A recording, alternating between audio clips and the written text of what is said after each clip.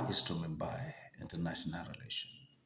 How can the definition for international relation help us to grasp and comprehend the detailed information and knowledge about international relation?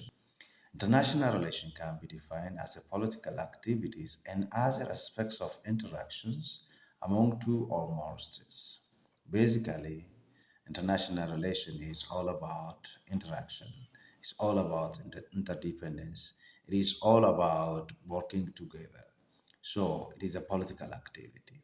Any relation, any political activity that involves two and more states is international relation. So it has to be beyond the border of states. It should be taken in the international arena.